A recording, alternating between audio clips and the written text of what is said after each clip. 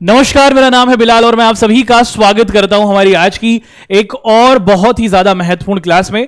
हम लोग मुख्य तौर पर अपनी क्लास 9th के जो हमारे प्यारे बच्चे हैं उन सभी के साथ बात कर रहे हैं और कक्षा 9th के प्यारे बच्चों के साथ बात करते हुए दोस्तों हम लोग आप सभी के साथ एक बहुत ही आपका इंटरेस्टिंग सा अध्याय रहा है दोस्तों, उसको आप सभी के सामने हम लोग डिस्कस करने वाले हैं। तो मुख्य तौर पर आप देखते हैं कि हमारा जो चैप्टर है दोस्तों वो किससे संबंधित है।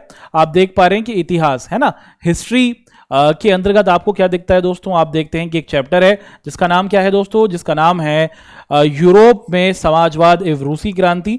इस चैप्टर के बारे में हम लोगों ने आप सभी के साथ अपना पिछला एक लेक्चर किया था जिसके अंतर्गत हमने इस चैप्टर से संबंधित कुछ महत्वपूर्ण बातों को आप सभी के समक्ष डिस्कस किया था। तो जिन बच्चों ने लेक्चर 1 को नहीं देखा है, आपसे गुजारिश है कि पहले लेक्चर 1 को देख लीजिए ताकि आपके लिए चैप्टर समझना बहुत आसान हो सके। हमारी आज की क्लास दोस्तों इस चैप्टर के लेक्चर 2 पर आधारित होगी और इस चैप्टर से संबंधित कुछ और महत्वपूर्ण बातों को हम लोग आप सभी के साथ डिस्कस करेंगे। ठीक है, तो कुर्सी की बेटी बांध लीजिए दोस्तों। बहुत अच्छे तरीके से, बहुत ही आनंददायक तरीके से, बहुत ही अच्छे तरीके से हम लोग अपनी आज की इस क्लास को आप सभी के समक्ष रखने वाले हैं। सबसे पहले यही डिस्कस कर लेते हैं कि हमारी आज की इस क्लास में आप और हम क्या पढ़ेंगे, है ना, किन बिंदुओं को अपनी आज की इस क्लास में आप देखते हैं कि हम लोग पढ़ेंगे। हम लोग सबसे पहले यहां पर रूस के अंदर समाजवाद की शुरुआत कैसे होती है उसको हम लोग समझने वाले हैं। उसके बाद फिर हम लोग देखेंगे कि साल 1905 में एक क्रांति होती है और ये साल 1905 की जो क्रांति होती है ये रूस के अंतर्गत एक ऐसी क्रांति थी जो असफल हो गई थी, है ना। तो ये क्यों असफल हुई थी और इसके पीछे की क्या कहानी रही थी, इसको भी हम लोग अपनी आज की इस क्लास में आप सभी के समक्ष बहुत ही अच्छे तरीके से डिस्कस करेंगे। और उसके बाद फिर हम लोग डिस्कशन करेंगे प्रथम विश्व युद्ध का। प्रथम विश्व युद्ध दोस्तों आप सभी को पता है कि साल 1914 से साल 1918 तक चला। इस विश्व युद्ध के होने से दुनिया पर क्या असर पड़ा और इस युद्ध से, प्रथम विश्व युद्ध से रूस की क्रांति का क्या संबंध है, इसको भी हमें जानने का मौका मिलेगा। ठीक है, तो हमारी आज की क्लास के महत्वपूर्ण बिंदु होंगे जिनको हम लोग पढ़ने वाले हैं। अब एक बार जल्दी से हम लोग क्या करते हैं दोस्तों, क्विकली चीजों को रिपीट करते हैं, चीजों को समझने की कोशिश करते हैं जो हमने लेक्चर नंबर 1 में आप सभी के साथ डिस्कस की थी। हमने सबसे पहले आप सभी के साथ ये देखा था कि जो रूस है ना, आप देखते हैं कि दोस्तों आज के समय में ये एक देश के तौर पर पहचाना जाता है, लेकिन एक देश है ना, ये बनने से पहले इसको हम लोग एक साम्राज्य के तौर पर देखते थे जिसे हम लोग रशियन एम्पायर या फिर रूसी साम्राज्य कहते थे। और ये साम्राज्य बहुत बड़ा था। दुनिया के अंतर्गत आज के समय के जो बहुत सारे बड़े बड़े देश हैं जैसे यूक्रेन हुआ, हर्जनगोविनिया हुआ, है ना, आप देखते हैं कि बोत्सवाना हुआ, तो जो अलग अलग ये सभी देश हैं आपको देखते हैं कि ये सभी रूस साम्राज्य के अंतर्गत हुआ करते थे। और यहां पर आप लोग देखते हैं कि जनता के द्वारा क्या किया जाता है दोस्तों, क्रांति की जाती है।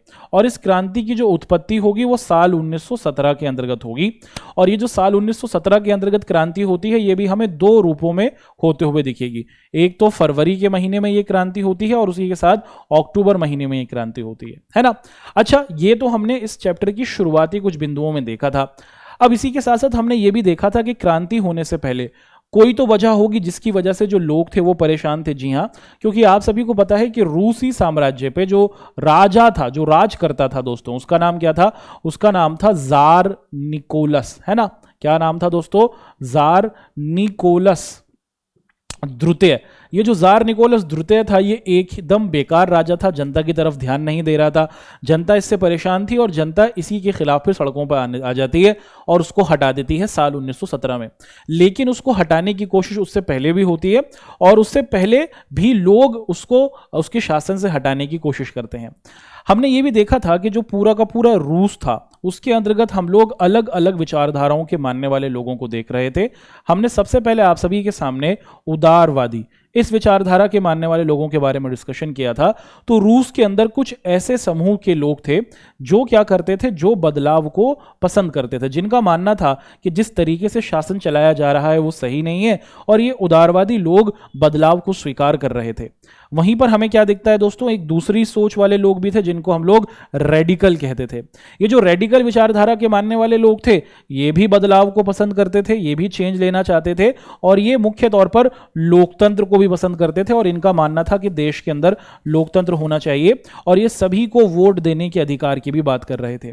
उसी के साथ साथ हमने एक तीसरा समूह भी देखा था रूस के अंतर्गत, जिन्हें हम लोग क्या कह रहे थे, जिन्हें हम लोग रूढ़िवादी कहते थे।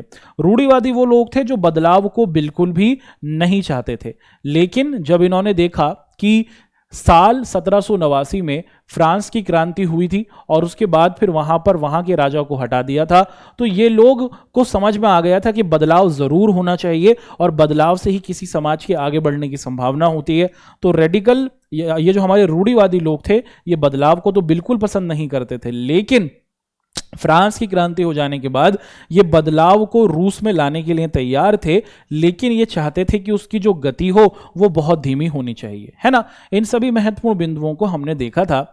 इसी के साथ साथ दोस्तों, तो ये तो रूस के अंदर रहने वाले जो लोग थे वो 3 समूहों में बटे हुए थे। उदारवादी लोग बदलाव को पसंद कर रहे हैं, लेकिन ये अब सभी लोगों को वोट देने का अधिकार नहीं दे रहे थे, महिलाओं को वोट देने का अधिकार नहीं दे रहे थे। रेडिकल सबको साथ लेकर चलने की बात कर रहे थे, और रूढ़िवादी लोग कोई बदलाव नहीं चाहते थे, अगर चाहते थे तो बहुत कम गति से चाहते थे। ये स्थिति हुआ करती थी। उसी के साथ साथ हमने ये भी देखा था कि जो हमारा पूरा का पूरा रूस था, उसके अंतर्गत जो अधिकतर लोग थे वो आपको कहां पर दिखते थे, वो कृषि के अंतर्गत दिखा करते थे, और कृषि में देश की लगभग आपको दिखता है 85% जनसंख्या काम किया करती थी, और उद्योगों में यानी कि फैक्ट्रियों के अंतर्गत देश की 15% जनसंख्या परेशान काम किया करती थी। अच्छा, जिस तरीके से रूस के अंदर शासन था, उससे हम देखते हैं कि चाहे हमारे किसान हो जो खेतों में काम करते थे, या फिर आप देखते हैं कि चाहे हमारे मजदूर हो जो फैक्ट्रियों में काम करते थे, वो दोनों ही परेशान थे, क्योंकि जो जार निकोलस था, जो राजा था, वो इन दोनों की तरफ बिल्कुल भी ध्यान नहीं दे रहा था। इसी स्थिति में हमने एक और चीज को डिस्कस किया था कि दुनिया के अंदर शासन करने का एक नया स्वरूप हमें दिखता है, जिसे हम लोग समाजवाद कहते हैं। और ये जो समाजवाद लोग थे, ये समाजवादी विचारधारा को जो मानने वाले लोग थे दोस्तों, इनका मानना था कि दुनिया के अंतर्गत जो भी समस्या हुई है उसकी सबसे बड़ी वजह क्या है, उसकी सबसे बड़ी वजह रही है निजी संपत्ति का होना, है ना। समाजवाद की ये जो सोच थी दोस्तों, इसकी उत्पत्ति यूरोप में होती है ना। यूरोप के अंतर्गत भी अगर हम लोग देखें, जर्मनी में, ब्रिटेन में, फ्रांस जैसे देशों में होती है। और इस विचारधारा को आगे बढ़ाने वाले जो लोग रहे थे दोस्तों, उसके अंतर्गत हम देखते हैं कि कार्ल मार्क्स और फ्रेडरिक एंगल, है ना। आप देखते हैं कि फ्रेडरिक एंगल ये 2 व्यक्ति थे जिन्होंने इस विचारधारा को बहुत तेजी से आगे बढ़ाया। समाजवाद में ये माना जाता है कि दुनिया के अंदर जितनी भी परेशानियां हैं, जैसे अगर हम लोग अमीर गरीब का अंतर देखते हैं, ये कैसे हुआ, ये इस वजह से हुआ कि कुछ लोगों ने देश की जो संपत्ति थी, है ना, जो सबकी संपत्ति थी, उसको अपनी संपत्ति बना लिया, और इसी वजह से समाज में अमीर और गरीब का अंतर हुआ। समाजवादियों का यह मानना था कि समाज में बिल्कुल भी निजी संपत्ति नहीं होनी चाहिए।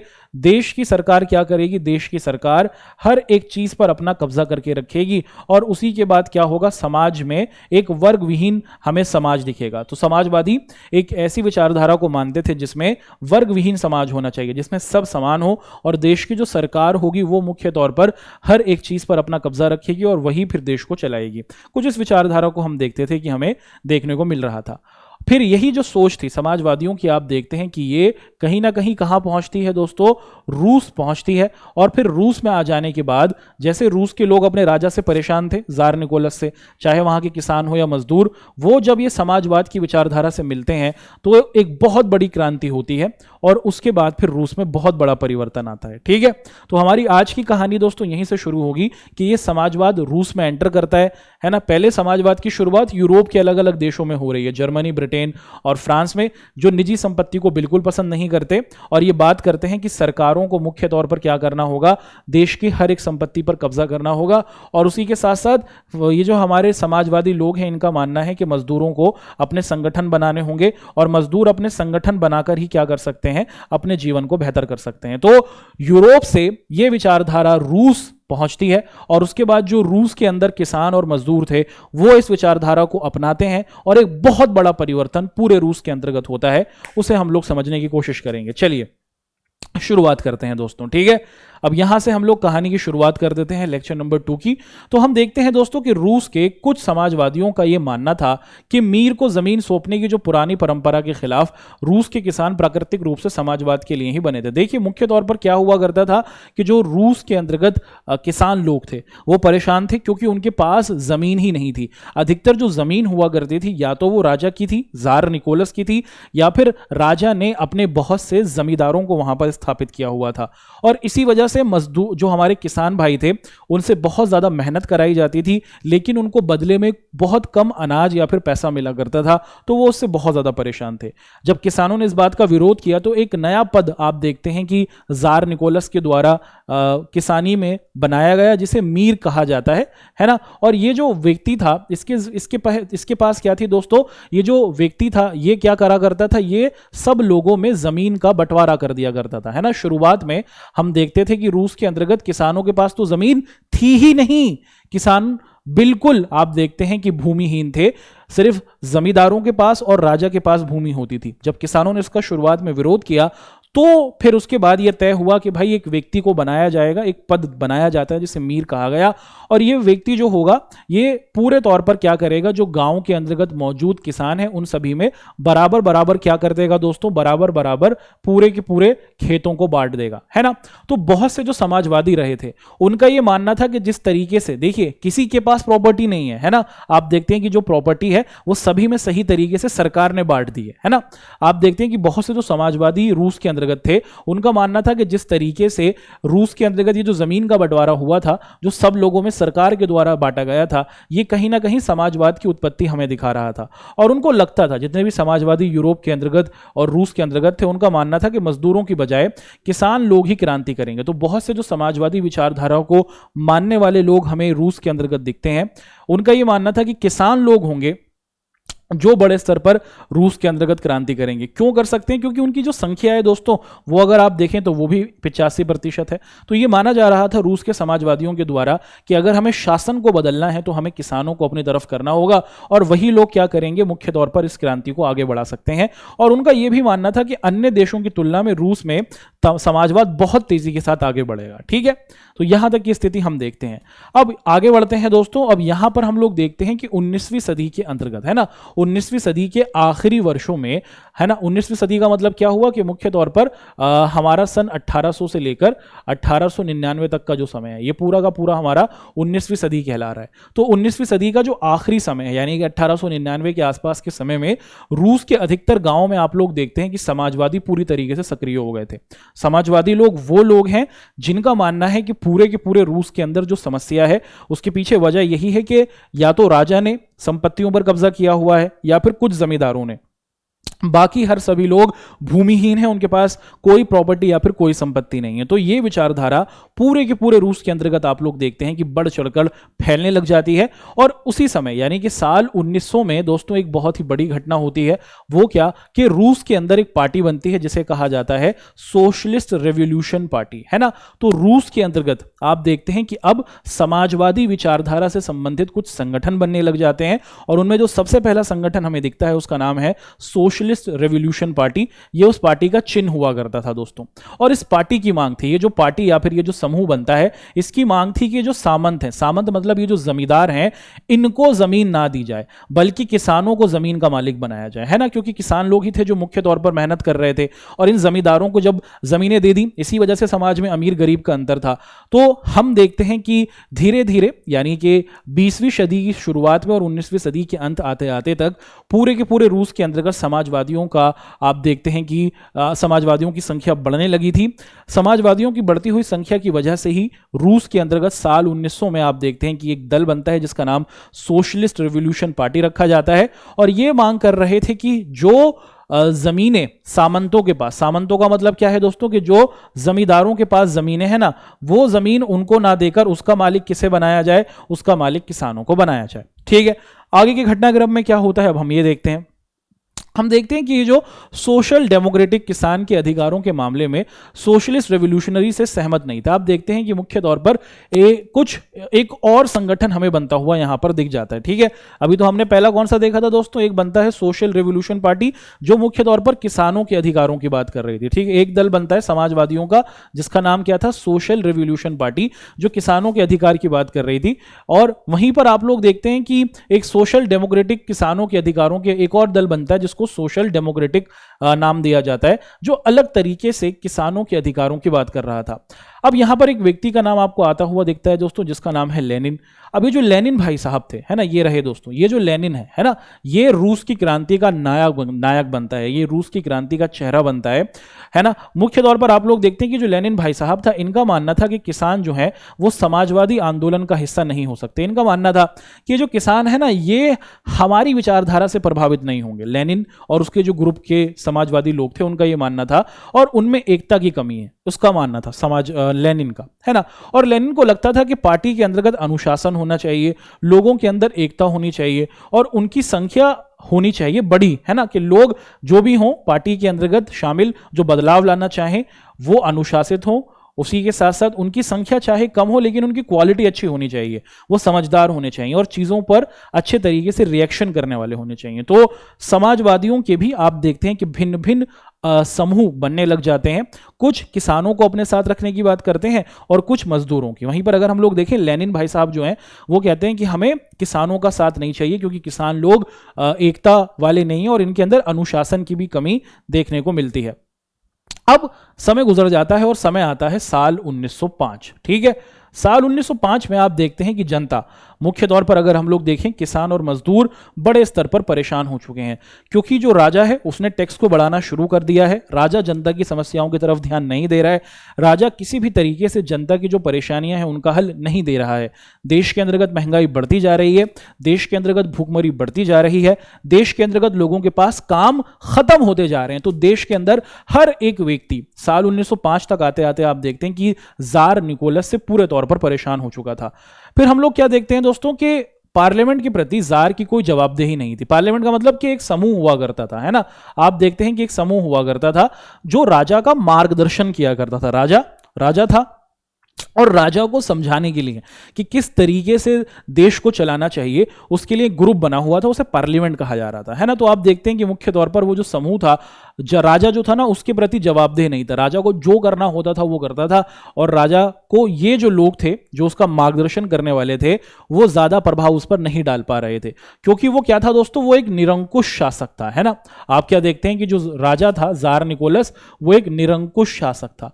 निरंकुश का मतलब क्या होता है, जिस पर अंकुश ना लगाया जा सके, है ना। इसका मतलब कि भाई जो उसकी मर्जी है वो करेगा, जितना टैक्स बढ़ाना चाहे बढ़ाएगा, जो कानून बनाना चाहे बनाएगा, कोई उसको रोक टोक नहीं सकता था। तो ये स्थिति साल 1905 में हो चुकी थी और इसी निरंकुशवादी सोच की वजह से रूस के अंदर हालात जनता के लिए बहुत ज्यादा परेशान हो गए थे।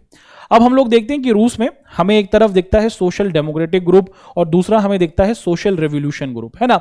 और अब ये जो अलग अलग समाजवादी विचारधारा के लोग रूस के अंतर्गत आ गए हैं और अधिकतर लोगों को यह समझ में आ गया है कि ये जो निजी संपत्ति है इसी की वजह से हमारे देश के अंतर्गत बड़ी परेशानियां हैं। तो साल 1905 में क्या होता है दोस्तों, अब लोग ये डिमांड करते हैं कि भाई देश के अंतर्गत संविधान होना चाहिए, यानी कि ये जो देश है ना ये राजा अपनी मर्जी से नहीं चलाएगा। देश के अंतर्गत एक संविधान हो, देश के अंतर्गत नियम होंगे, कानून होंगे, राजा भी उस नियम से चलेगा और देश की जनता भी उस नियम से चलेगी। ये सबसे पहली कोशिश आप देखते हैं कि लोगों के द्वारा साल 1905 में की जाती है ना।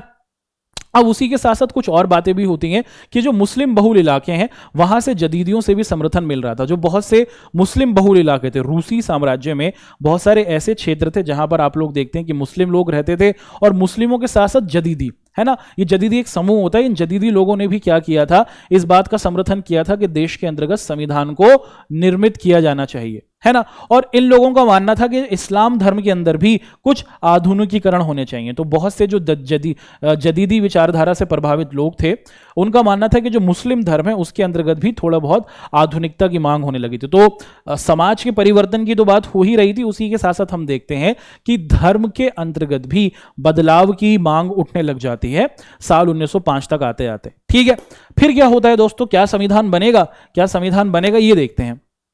अब क्योंकि जनता तो परेशान थी, चाहे किसान हो चाहे मजदूर हो, और राजा निरंकुश था, भैया जी अपनी मनमर्जी करता था, कोई उसे रोक टोक नहीं सकता था। जनता ने संविधान की मांग करी थी। क्या संविधान बनेगा? क्या राजा जनता की बातों को सुनेगा? देखते हैं। हम देखते हैं कि रूस के जो मजदूर रहे थे, है ना, लगभग रूस की 15% जनसंख्या मजदूरी किया करती थी। ये लोग क्या करते हैं, साल 1905 में बहुत ज्यादा मुश्किलों में घिरे हुए थे। रूस की जो मजदूरों की जनसंख्या थी वो बहुत ज्यादा परेशानी में घिरी हुई थी, क्योंकि जो सामान बनाने के लिए, है ना, जो कारखानों में सामान बनाने के लिए आवश्यकता पड़ती है, उनकी कीमत बहुत तेजी से आप देखते हैं कि बढ़ती चली गई। अब किसी भी फैक्ट्री के अंदर कोई मजदूर है जो सामान बनाता है, तो सामान बनाने के लिए आप देखते हैं कि अलग अलग चीज़ों की ज़रूरत होती है। किसी कच्चे माल की ज़रूरत होती है। अगर कपड़ा बनाना है तो उसके लिए कपास की ज़रूरत होगी। अगर आप देखते हैं कि कुर्सी बनानी है तो उसके लिए प्लास्टिक की ज़रूरत होगी। तो जो कच्चा माल उनको ज़रूरत चाहिए होती थी, उसकी मांग बढ़ गई। उसके अब आप देखते हैं कि उसकी कीमत बहुत ज़्यादा बढ़ जाती है। ठीक है, और इसी वजह से क्या हो जाता है कि अब जो चीजें हैं, जो उनके मालिक थे, उनको सामान महंगा पड़ रहा था, तो उन लोगों ने क्या कर दिया, उन लोगों ने अपने मजदूरों की सैलरी को घटाना कम कर दिया। देखिए कितनी अजीब बात हो रही है कि अगर किसी वस्तु को बनाया जा रहा है, आप क्या देखते हैं कि अगर किसी वस्तु को बनाया जा रहा है, तो इस वस्तु को बनाने के लिए जो कच्चा माल था, आप देखते हैं कि वो क्या हुआ दोस्तों, उसकी कीमत बढ़ गई। और कीमत बढ़ जाने की वजह से अब जो मालिक था उसको कच्चा माल महंगा पड़ रहा है। तो इसी वजह से अपने नुकसान को कम करने के लिए मालिक ने क्या कर दिया, जितने भी मजदूर थे उनकी सैलरी को कम कर दिया। जितनी मिलती थी वो पहले से ही कम थी, और आप देखते हैं कि कच्चा माल महंगा होने की वजह से अब सैलरी को और भी ज्यादा 20% तक कम कर दिया गया, जिससे जो मजदूर थे उनके लिए जीवन गुजारना आप देखते हैं कि बहुत ज्यादा जटिल हो गया, है ना। सैलरी एक तो वैसे ही कम थी, और महंगाई हो जाने की वजह से आप देखते हैं कि उनके पैसे को और कम कर दिया उनके मालिकों ने। फिर क्या हुआ दोस्तों, फिर आप देखते हैं कि असेंबली ऑफ रशियन वर्कर्स, एक संगठन क्या होता है दोस्तों, बनता है। ठीक है, जितने भी मजदूर हमें देखते हैं रूस के अंतर्गत, वो अपना एक संगठन बनाते हैं जिन्हें कहा जाता है असेंबली ऑफ रशियन वर्कर्स। के जितने भी रशिया के अंदर, रूस के अंदर मजदूर हैं, उनकी ये असेंबली या फिर उनका ये समूह होगा, जो साल 1904 में बनाया जाता है। और इसके अंतर्गत क्या होता है कि इसके 4 सदस्यों को आप देखते हैं कि आयरन वर्कर्स से निकाल दिया जाता है। एक संगठन बन गया जिसका नाम है क्या है दोस्तों, जिसका नाम है असेंबली ऑफ रशियन वर्कर्स, और बहुत सारे जो मजदूर थे वो इस संगठन के सदस्य बन जाते हैं। अब इस संगठन के 4 जो मजदूर थे उनको क्या कर दिया जाता है, जो एक फैक्ट्री थी उनसे निकाल दिया जाता है ना। तो रूस के अंदर, रशिया के अंदर एक संगठन बन चुका है जो संगठन मजदूरों के अधिकारों की बात करता है। साल 1904 में इस संगठन से जुड़े जो 4 मजदूर थे उनको उनकी फैक्ट्री से निकाल दिया जाता है। अब जब यह खबर संगठन तक पहुंचती है तो इसके बाद क्या होता है, देश के अंदर एक आंदोलन शुरू करने की बात होती है कि हमारे मजदूरों को कैसे निकाल रहे हो, एक तो वैसे ही काम नहीं है, उसी के साथ साथ इतनी महंगाई हो रही है, पहले पैसे ही बहुत कम दिया जाता है हमें जो तनख्वाह मिलती है। तो आप देखते हैं कि बड़े तौर पर जो हमारे मजदूर रहे थे वो इस आंदोलन के अंतर्गत क्या करते हैं, बढ़ चढ़कर हिस्सा लेते हैं। और कुछ ही दिनों में आप क्या देखते हैं कि सेंट पीटर्सबर्ग, एक सबसे बड़ा शहर है रूस का, जहां पर सबसे ज्यादा कारखाने हमें दिखते हैं, लगभग 1,10,000 से भी ज्यादा जो मजदूर थे वो हड़ताल पर चले जाते हैं। एक असली चित्र है दोस्तों वही, उसी घटना से संबंधित 1,10,000 लोग सेंट पीटर्सबर्ग की सड़कों पर आ चुके हैं और ये विरोध कर रहे हैं कि क्यों हमारे साथियों को आपने काम से निकाला है। 4 लोगों को निकाला था और उसके बाद ये देखिए कि ये बवाल धीरे धीरे बढ़ता ही चला गया। इसी के साथ साथ मजदूर तो पहले से ही परेशान थे, राजा कोई ध्यान नहीं दे रहा था, फैक्ट्री के मालिक जो थे वो मजदूरों को लूट रहे थे। फिर इन लोगों ने क्या करा, इन लोगों ने अपनी डिमांड भी रख दी, है ना। ये जो लोग इतने सारे इकट्ठे हुए थे मजदूर, है ना, इन सभी लोगों ने अपनी डिमांड रख दी क्या, कि हमारे जो काम के घंटे हैं ना उनको तय किया जाए कि कम से कम सिर्फ 8 घंटे तो आपको हमसे काम कराना होगा। अगर ज्यादा काम कराओगे तो आपको ज्यादा पैसा देना होगा, है ना। और जितना पैसा मिलता है, जितनी सैलरी मिलती है उसको बढ़ाया जाए और काम की स्थिति में सुधार किया जाए। यानी कि जिस जगह पर हम लोग रहते हैं, जहां पर हमें रखा जाता है, जहां पर हमें सुलाया जाता है, वो जगह भी बेहतर होनी चाहिए। मजदूर परेशान थे, इस घटना के साथ उनको अपनी परेशानी को दिखाने का मौका मिल गया। मजदूर सभी सड़कों पर आ चुके थे सेंट पीटर्सबर्ग नामक शहर में। फिर क्या हुआ दोस्तों, फिर हम लोग देखते हैं कि संडे के दिन, है ना, साल 1905 में आप लोग क्या देखते हैं कि एक बहुत खतरनाक घटना घटती है जिसे इतिहास के अंतर्गत खूनी रविवार कहा जाता है ना। अब आप देखते हैं कि दोस्तों ये सभी मजदूर सड़कों पर तो आ गए थे और इन लोगों ने अपनी ये सब मांगे रख दी थी कि काम के घंटे 8 किए जाएं, पैसा बढ़ाया जाए और जिस स्थिति में हम लोग काम कर रहे हैं उसको बेहतर किया जाए। फिर रविवार के दिन आप लोग क्या देखते हैं कि दोस्तों ये लोग क्या करते हैं, फादर गैपोन कौन है, आप देखते हैं कि एक चर्च है ना, जितने भी मजदूर थे, एक चर्च हुआ करता था, उस चर्च में एक पादरी थे, फादर गैपोन उनका नाम था। मजदूर लोग क्या करते हैं, फादर गैपोन को अपने अपने जितना भी इनका जुलूस था उसका नेता बनाते हैं, है ना। जितने भी मजदूर थे जो इकट्ठे हुए थे, वो सभी क्या करते हैं, चर्च के अंदर मौजूद जो फादर थे, पादरी थे, जिनका नाम था फादर गैपोन, उनको अपना लीडर बनाते हैं कि आप हमारी नेता बनिए और हम लोग राजा के पास चलते हैं और अपनी समस्या को रखते हैं। आप देखते हैं कि ये सभी लोग क्या करते हैं दोस्तों, विंटर पैलेस क्या है, राजा का महल, है ना। विंटर पैलेस क्या है दोस्तों, राजा का महल, वहां पर पहुंचते हैं। तो ये जो लोगों की भीड़ है, मजदूरों की भीड़ है, ये सर्दी के मौसम में आप देखते हैं कि रविवार के दिन फादर गैपोन के नेतृत्व में राजा के महल की तरफ, विंटर पैलेस की तरफ बढ़ने लग जाती है। और विंटर पैलेस के बाहर आप देखते हैं कि पुलिस खड़ी होती है ना। राजा ने अपने पुलिस को खड़ा किया होता है, उसने ऑर्डर दे दिया होता है कि जो भी आए रुकना नहीं है भाई, हमला कर देना। राजा तो सुनने को तैयार ही नहीं है, क्योंकि राजा निरंकुश है, वो तो ऐसा है कि वो बस जनता पर अत्याचार करना पसंद करता है, जार निकोलस द्वितीय। आप लोग क्या देखते हैं कि जब जनता पहुंचती है तो उनके ऊपर हमला करवा दिया जाता है, और इस हादसे में हम लोग देखते हैं कि 100 से भी ज्यादा मजदूर मर जाते हैं और 300 से भी ज्यादा घायल होते हैं। ये घटना जो थी दोस्तों रविवार के दिन घटी थी, और इस दिन बहुत ज्यादा बड़ी मात्रा में लोगों का खून बहा था, इसीलिए हम लोग इसे क्या कहते हैं दोस्तों, ब्लडी संडे या फिर खूनी रविवार के तौर पर पुकारते हैं, है ना। तो एक प्रकार से आप देखते हैं कि जनता ने अपना विरोध प्रदर्शन किया था, ये अपनी मांगे रख रहे थे राजा से, जार निकोलस से, लेकिन उसने उनकी बातों को बिल्कुल नहीं माना, और लोग जब अपनी बातों को रखने के लिए आए तो उनको मरवा दिया। 100 से ज्यादा मजदूर मर गए, 300 से ज्यादा घायल हुए, और बड़ी संख्या में लोगों के जीवन का समापन इस घटनाक्रम के अंतर्गत होता है, और इसी वजह से इस घटना को खूनी रविवार कहा जाता है। अब आप देखते हैं कि इसी के बाद अब जो जनता थी ना, उनके दिल में राजा के प्रति गुस्सा और भरने लग जाता है कि हम परेशान हैं, हम हर तरीके से परेशान हैं, चाहे मजदूर हो चाहे किसान हो, और जब हम अपनी परेशानी को बताने जा रहे हैं तो तुम हमें मार रहे हो। तो धीरे धीरे जो गुस्सा आप देखते थे कि लोगों में भरा हुआ था, वो और बढ़ जाता है। और साल 1905 की जो क्रांति है ना, साल 1905 में जनता जो थोड़ा बहुत बदलाव लाने की कोशिश समाज में कर रही थी, ये आपको दिखता है कि एक बहुत बड़ा रुख ले लेती है। जब ये खबर पूरे देश में फैलती है कि भाई राजा ने ऑर्डर दे दिया कि मजदूरों को मार दिया जाए, तो पूरे देश के अंदर पूरा का पूरा जो रूसी साम्राज्य था उसके अंतर्गत क्या किया जाता है, हड़ताल किए जाते हैं। लोग जो होते हैं वो सड़कों पर आ जाते हैं, लंबे लंबे पोस्टर आप देखते हैं कि इनके हाथों में आ जाते हैं। और जो छात्र संगठन थे, जितने स्टूडेंट्स थे, उन लोगों ने क्या कर दिया, कॉलेज जाना बंद कर दिया। बड़ी संख्या में आप देखते हैं कि जो स्टूडेंट्स थे जो कॉलेज जाया करते थे, उन्होंने विश्वविद्यालयों का बहिष्कार करना शुरू कर दिया कि हमें नहीं जाना पढ़ने, हम किस लिए पढ़ें, जब हमारे देश के अंतर्गत हमारी ही जनता को मारा जा रहा है, हमारे ही राजा को द्वारा, तो हमें पढ़ाई नहीं करनी है, हमें तो सबसे पहले समस्या का समाधान करना है।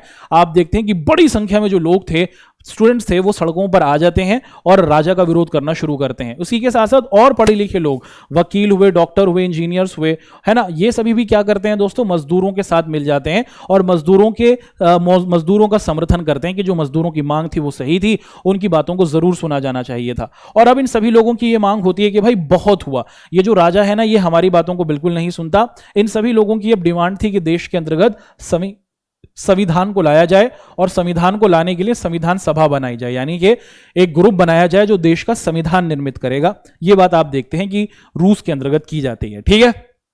तो ये जो साल 1905 की क्रांति है, हां मजदूरों की बातें पूरी नहीं हुई, लेकिन इस क्रांति ने कहीं ना कहीं पूरे रूस के अंतर्गत लोगों के अंदर देश प्रेम को पैदा कर दिया, और उनको समझ में आ गया कि भाई राजा के खिलाफ हमें सड़कों पर आना होगा। चाहे स्टूडेंट्स हो, चाहे वकील हो, चाहे इंजीनियर हो, चाहे डॉक्टर हो, हर कोई सड़कों पर आ जाता है और संविधान को बनाने की मांग करने लग जाता है। फिर यहां पर आप लोग देखते हैं कि एक संगठन बनता है जिसे कहा जाता है ड्यूमा, है ना।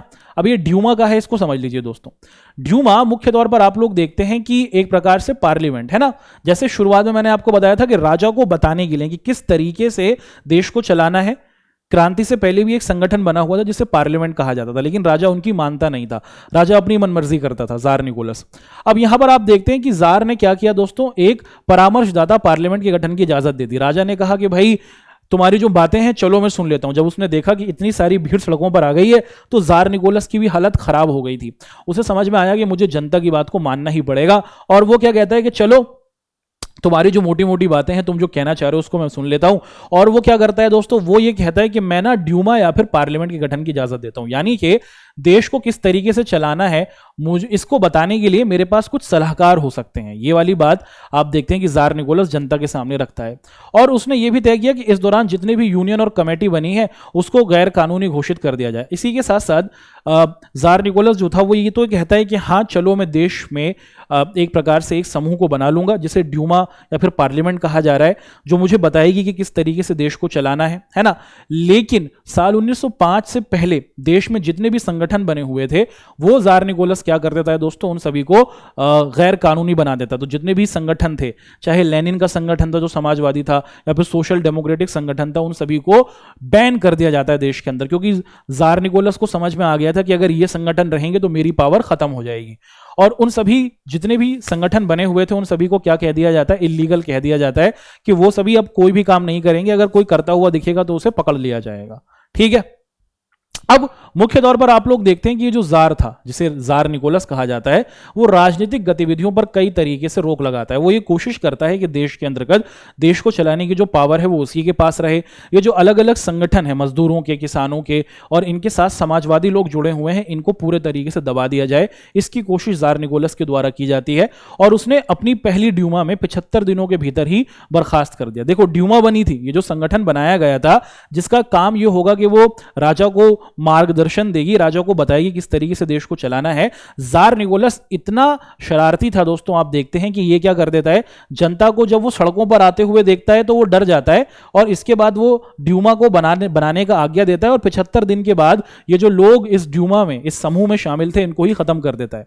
यानी कि कहता है कि मुझे ड्यूमा व्यूमा की जरूरत नहीं है, मैं तो खुद ही देश को चलाऊंगा और मैं तुम्हारी बातों को भी नहीं मानूंगा। तो शुरुआत में तो कहता है कि हाँ मुझे गाइड करने के लिए ये संगठन है ड्यूमा, लेकिन 75 दिनों के बाद इसको पूरे तौर पर बर्खास्त कर देता है और दोबारा से जो ड्यूमा चुनी जाती है वो 3 महीने के भीतर बर्खास्त कर दी जाती है। फिर दोबारा से एक ड्यूमा आती है जिसको 3 महीने के बाद दोबारा से समाप्त कर दिया जाता है।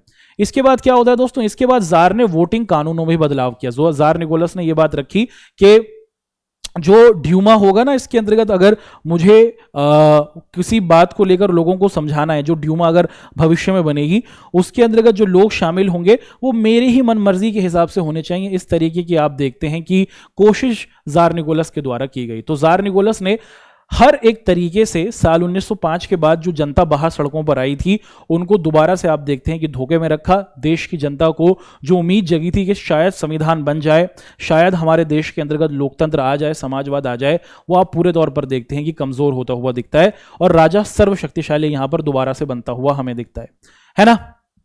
अब दोस्तों हम देखते हैं प्रथम विश्व युद्ध, कि हमें दिखता है कि प्रथम विश्व युद्ध की शुरुआत हो जाती है और ये जो प्रथम विश्व युद्ध था ये बहुत बड़ा योगदान दे देता है किसके अंतर्गत, कि देश की जो जनता थी, रूस की जो जनता थी, वो क्रांति करने के लिए अब पूरे तौर पर सड़कों पर आ जाती है ना। अब हम सभी को पता है कि जो रूस था वो भी प्रथम विश्व युद्ध के अंदर शामिल था, है ना।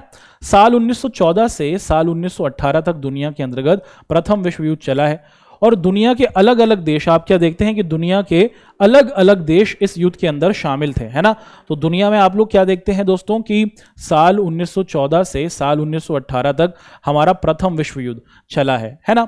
और इस प्रथम विश्व युद्ध के अंतर्गत हम लोग देखते हैं कि दुनिया के अलग अलग देश शामिल थे। ठीक है। एक तरफ हमें कौन सा देश दिखता है दोस्तों, एक तरफ हमें दिखती हैं केंद्रीय शक्तियां। एक ग्रुप का नाम रखा गया था केंद्रीय शक्ति, है ना, सेंट्रल पावर। और जो दूसरा ग्रुप था दोस्तों उसका नाम क्या रखा गया था, उसका नाम रखा गया था मित्र राष्ट्र, अलाइड पावर इन इंग्लिश में कहा जाता है। अब ये जो हमारी केंद्रीय शक्तियां थी इसके अंतर्गत कौन था दोस्तों, इसके अंतर्गत था जर्मनी, एक देश था जर्मनी। ठीक है। दूसरा देश कौन था दोस्तों, दूसरा देश था ऑस्ट्रिया हंगरी साम्राज्य। मैं आपको आगे की भी कहानी बता रहा हूं ताकि आप थोड़ा सा कंफ्यूजन में नहीं रहें।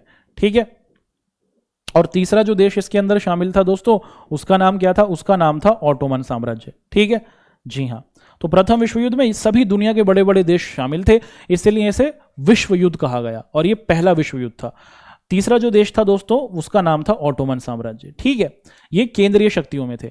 मित्र राष्ट्र के अंदर हमें कौन कौन से देश दिखते हैं दोस्तों, इसके अंदर था रूस, इसके अंदर था अमेरिका, ठीक है, इसके अंदर था क्या दोस्तों, फ्रांस, इसके अंदर कौन सा देश था दोस्तों, ब्रिटेन। तो ये सभी देश एक तरफ थे। ठीक।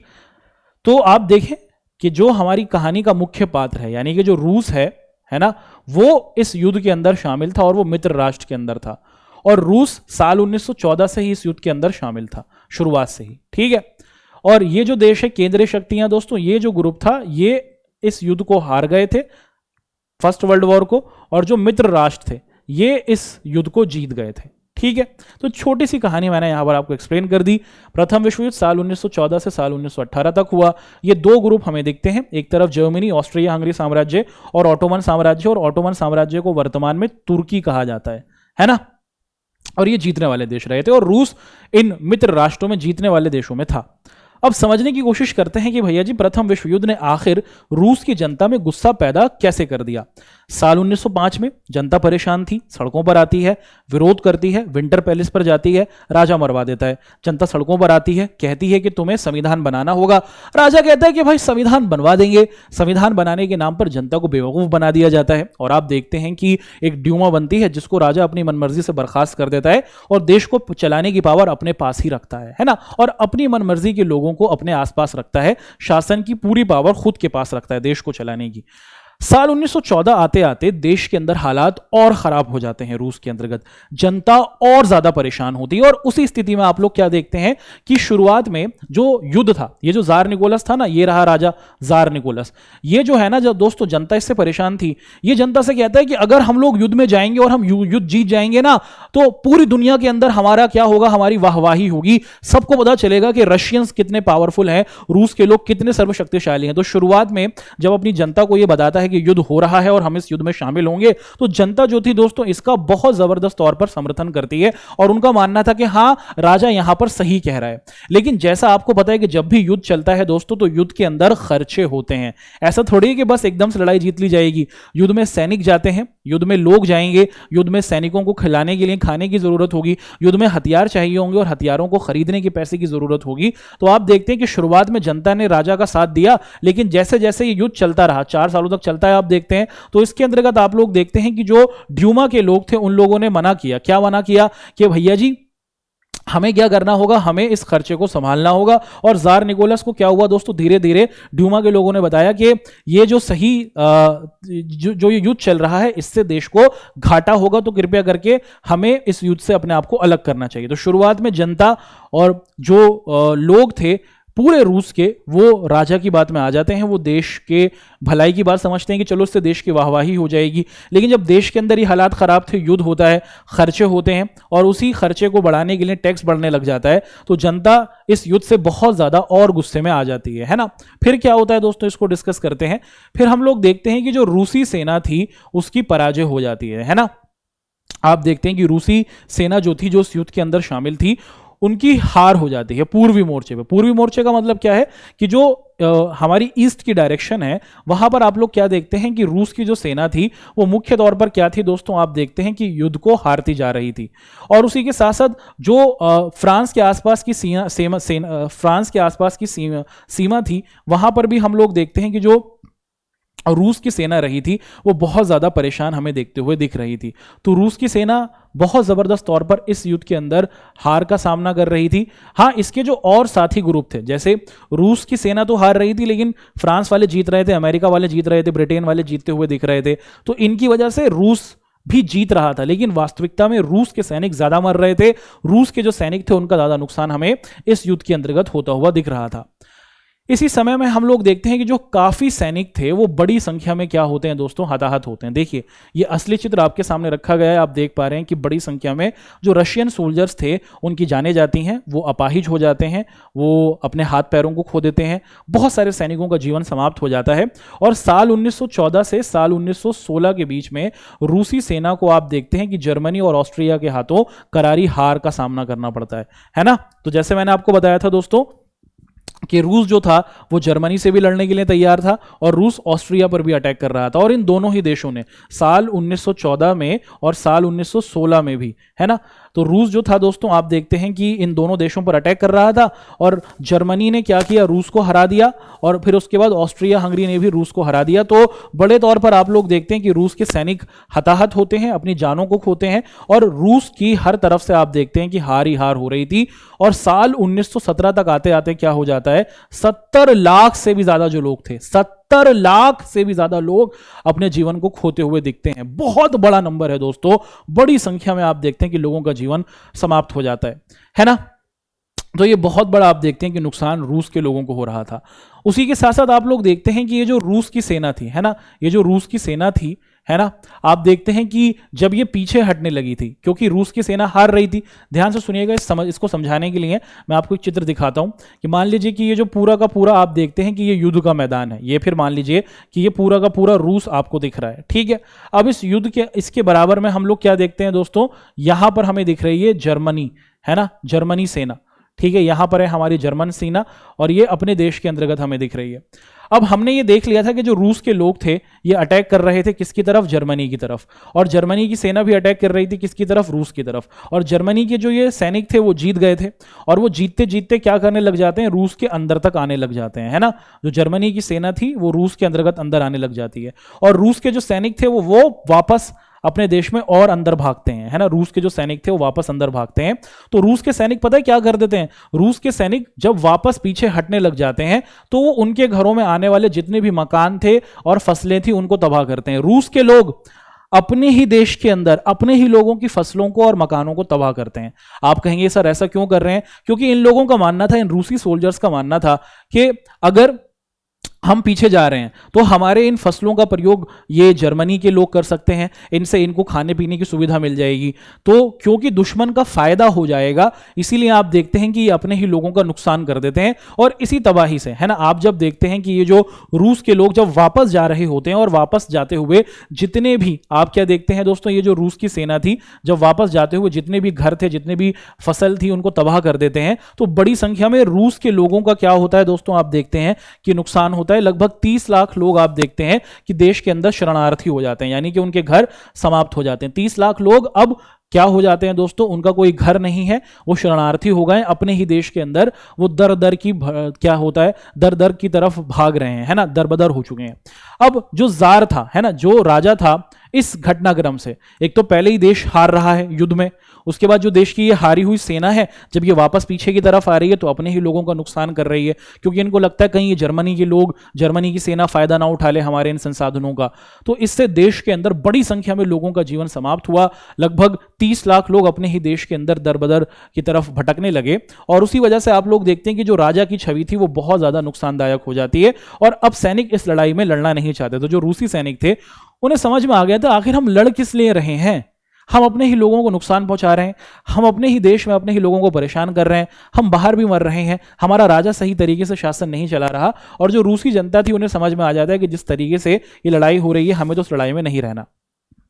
अब ये जो घटनाक्रम चल रहा था, इसी घटनाक्रम में हम लोग देखते हैं कि जो उद्योग थे, यानी कि जो फैक्ट्रियां चला करती थी, उनके ऊपर भी बहुत बड़ा असर हमें देखने को मिलता है ना।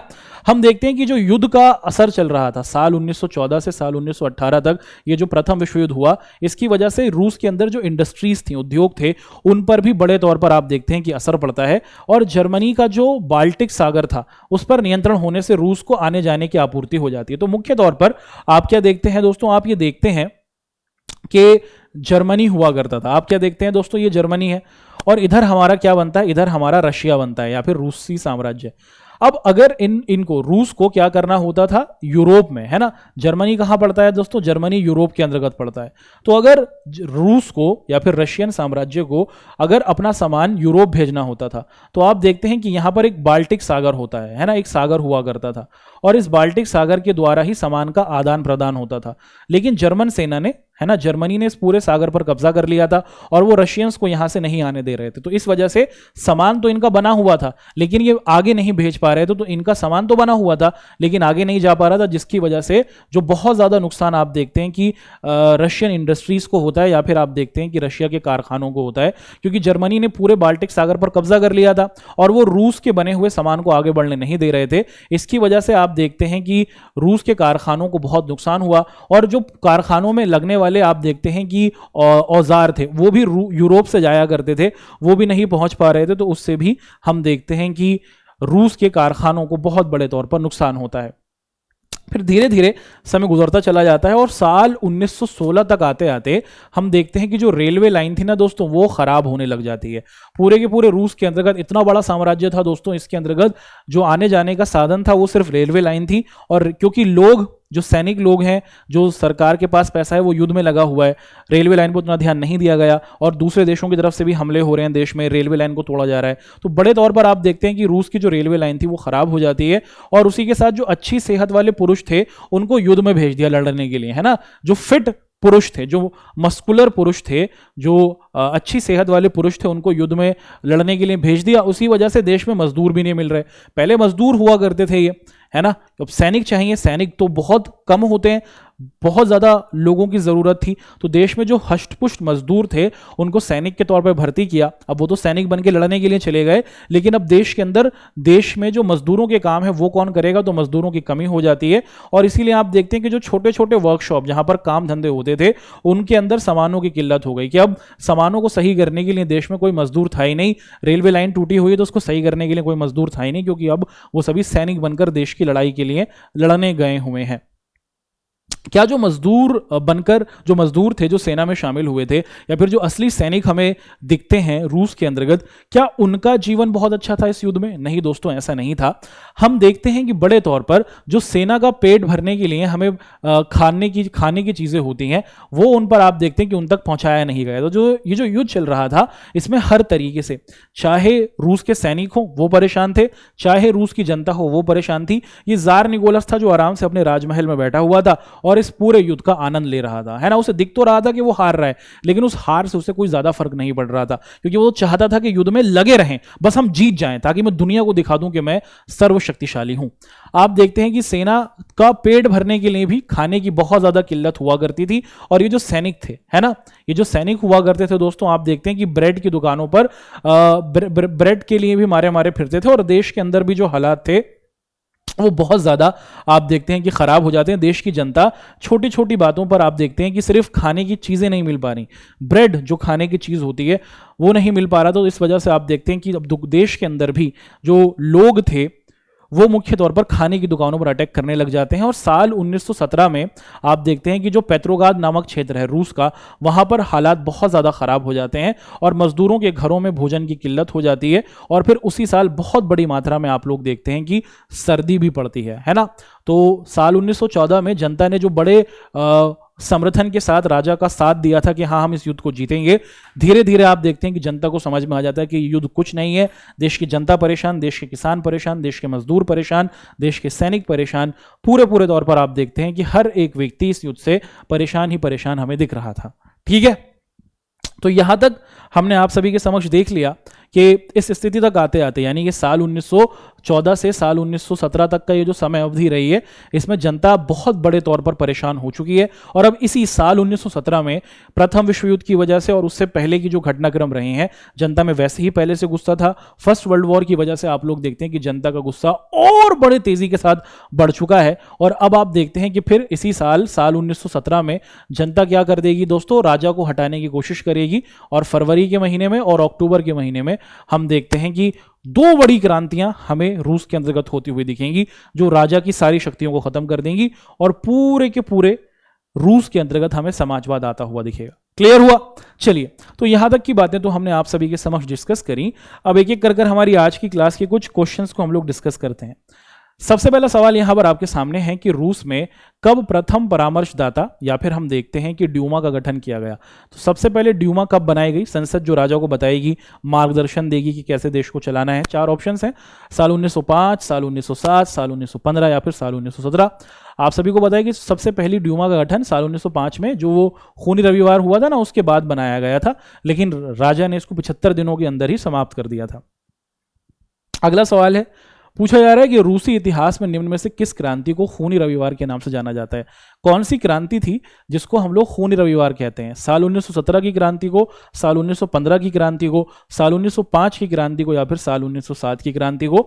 आप सभी को पता है कि साल 1905 में जो क्रांति हुई थी, जिसमें जो मजदूर विंटर पैलेस के बाहर आए थे और अपनी समस्याओं की बात कर रहे थे, जिस पर राजा ने ध्यान नहीं दिया था और इन लोगों को आप देखते हैं कि मरवा दिया था। 100 से ज्यादा मजदूर मरे थे, 300 से ज्यादा घायल हुए थे। ये घटना रविवार के दिन हुई थी साल 1905 में और इसी को खूनी रविवार कहा जाता है। ठीक है, ऑप्शन सी।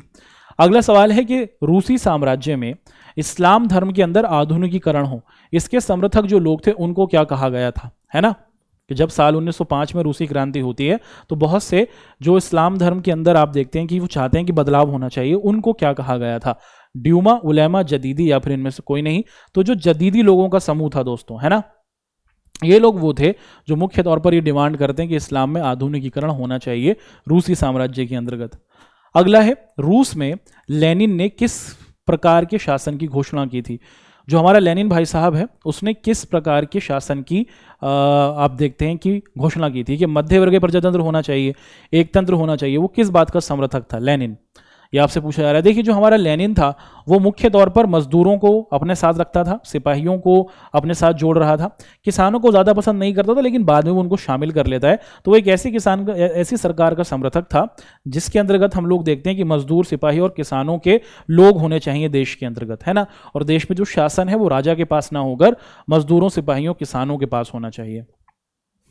अगला सवाल है, पूछा जा रहा है कि साल 1917 की रूसी क्रांति का तात्कालिक कारण क्या था? कि वो क्या वजह थी कि जनता क्या कर देती है दोस्तों, एकदम से सड़कों पर आ जाती है, और वो पहले से ही परेशान थी। वो एक क्या घटना घटती है जिसकी वजह से साल 1917 में रूसी क्रांति शुरू हो जाएगी? ये आपसे पूछा जा रहा है।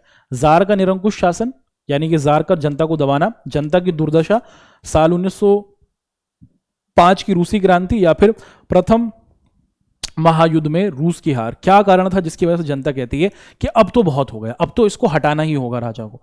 आपको बताया कि साल 1917 तक आते आते जो प्रथम विश्व युद्ध था उसमें रूस जर्मनी से भी हारता है और ऑस्ट्रिया हंगरी साम्राज्य से भी हारता है। जनता देखती है कि हम नुकसान में जा रहे हैं, देश लुट रहा है, देश के सैनिक मर रहे हैं, हमारे घर तबाह हो रहे हैं, और इसी वजह से अब जनता सड़कों पर आ जाती है और साल 1917 में रूसी क्रांति होती है। Option D.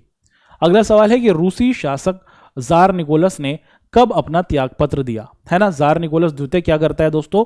आप देखते हैं कि बड़ी मात्रा में जनता के सड़कों पर आ जाने से परेशान हो जाएगा, है ना। क्या होगा वो हम अपनी अगली क्लास में देखेंगे, लेकिन यहाँ पर थोड़ी सी इंफॉर्मेशन, अगर थोड़ा सा लॉजिक लगाएंगे तो इसका आंसर आप हिंट गेस कर सकते हैं कि वो किस साल अवधि में आप देखते हैं कि जार निकोलस अपने पद को छोड़ देगा और हट जाएगा। 2 मार्च 1917, 10 जनवरी 1910, 15 फरवरी 1915, या फिर उनमें से कोई नहीं। आपको पता है कि साल 1917 में ही क्रांति हुई है, तो मार्च के महीने में हम देखते हैं कि राजा अपने पद से हट जाएगा, है ना। और फिर और बड़ी आप देखते हैं कि बदलाव हमें देखने को मिलता है रूस के अंतर्गत। अगला, निम्न में से कौन सा प्रथम विश्व युद्ध का प्रभाव नहीं था? इनमें से वो क्या कारण है जो हमें प्रथम विश्व युद्ध में नहीं दिखता? कि यूरोपीय समाज और राजनीतिक व्यवस्था में सिपाहियों को आम नागरिकों के मुकाबले ज्यादा सम्मान मिला, आक्रमण, युद्ध प्रचार हुआ, राष्ट्र सम्मान की भावना, या फिर उपरोक्त सभी, है ना। तो मुख्य तौर पर इनमें से वो क्या कारण है जो हमें प्रथम विश्व युद्ध में नहीं दिखेगा, ये आपसे पूछा जा रहा है। तो प्रथम विश्व युद्ध के अंदर हर देश अपने देश को जिताने की कोशिश में लगा हुआ था। पूरे तौर पर आक्रमणकारी युद्ध प्रचार हो रहा था कि हर देश अच्छे से अच्छी मात्रा में आप देखते हैं कि हथियारों को चाह रहा था। रूसी साम्राज्य में सिपाहियों को आम नागरिकों के मुकाबले ज्यादा सम्मान मिल रहा था, ये ज्यादा स्थिति में हमें नहीं दिख रहा था, है ना। ऑप्शन ए यहां पर सही बनता है। अगला सवाल है कि निम्न में से कौन प्रथम विश्व युद्ध के दौरान मित्र शक्तियों के खेमे में शामिल नहीं था? है ना, मित्र शक्तियों के खेमे में कौन शामिल नहीं था, यह आपसे पूछा जा रहा है। मित्र राष्ट्र जिन्हें हम लोग कहते हैं मित्र राष्ट्र, ठीक है। तो आपको पता है दोस्तों कि मित्र राष्ट्र के अंदर कौन कौन से देश शामिल थे, मैं आपको दिखाता हूं, हमने डिस्कशन किया था, है ना। मित्र राष्ट्र में देखिए ये रहे हमारे मित्र राष्ट्र, रूस, अमेरिका, फ्रांस और ब्रिटेन, ये मित्र राष्ट्र में है। और केंद्रीय शक्तियों में जर्मनी, ऑस्ट्रिया हंगरी और ऑटोमन साम्राज्य। तो आपसे पूछा जा रहा है कि इनमें से वो कौन सा देश है जो मित्र राष्ट्र के अंदर शामिल नहीं था, है ना, अलाइड पावर में शामिल नहीं था। तो मित्र राष्ट्रों में जो हमारे देश शामिल थे वो था अमेरिका, फ्रांस, ब्रिटेन और रूस, है ना। और यहां पर हम देखते हैं जो जर्मनी है दोस्तों वो तो केंद्रीय शक्तियों का समूह में था, है ना, हारने वाले देशों के समूह में। तो ऑप्शन सी हमारा सही बनेगा। तो यहां तक हमने आप सभी के साथ इस चैप्टर से संबंधित जो आपके क्वेश्चंस रहे हैं क्विज से संबंधित उनको डिस्कस किया। हमारी आज की इस क्लास में आखिर हमने पढ़ा क्या है? हमने ये देखा कि रूस के अंतर्गत समाजवाद की उत्पत्ति कैसे होती है। रूस में हम देखते हैं कि किसानों को लेकर संगठन बनते हैं और मजदूरों को लेकर संगठन बनते हैं, फिर ये अपनी समस्याओं को सामने रखते हैं। रूस के अंतर्गत साल 1905 में एक क्रांति होती है जो एक असफल क्रांति हो जाती है, क्योंकि जिन बातों को लेकर ये लोग विरोध कर रहे थे उनको नहीं माना जाता है। और उसी के साथ साथ हमने फर्स्ट वर्ल्ड वॉर का कि प्रथम विश्व युद्ध के हो जाने से कैसे रूस के अंदर जनता सड़कों पर आने की कोशिश करेगी और फिर रूसी क्रांति का उद्भव होगा, उसको हमने डिस्कस किया। ठीक है, तो ये हमारी आज की क्लास रही। हम उम्मीद करते हैं कि दोस्तों हमने अपनी आज तक की ये जो हमारे 2 लेक्चर रहे, लेक्चर 1 और लेक्चर 2, आप सभी के लिए बहुत ही सिंपल रहे होंगे, बहुत ही रुचिकर रहे होंगे। अब हम लोग अपनी क्लास को समाप्त करते हैं। अपनी नेक्स्ट क्लास के अंतर्गत हम लोग इसी चैप्टर का लेक्चर नंबर 3 करेंगे और उसके अंतर्गत हम लोग क्या करने वाले हैं दोस्तों, उसके अंतर्गत हम लोग अब ये देखेंगे कि वास्तविकता में साल 1917 की कहानी यहाँ से शुरू होगी, रूसी क्रांति की, है ना। और इस क्रांति में क्या होगा, कैसे जार निकोलस को हटाया जाएगा और फिर जार निकोलस के बाद देश के अंदर कौन शासक बनेगा, देश को कौन चलाएगा, और रूस के अंदर ये समाजवाद आ जाने के बाद देश किस तरीके से चलेगा, ये भी हमें देखने को मिलेगा। इसी आशा और उम्मीद के साथ कि दोस्तों हमारी आज की क्लास आपको बहुत अच्छे तौर पर पसंद आई होगी। मैं आप लोगों से लेता हूं विदा। हमारी मुलाकात होगी नेक्स्ट क्लास में। तब तक आप सभी लोग अपना ध्यान रखें। आपका हमारे साथ जुड़ने के लिए बहुत बहुत धन्यवाद।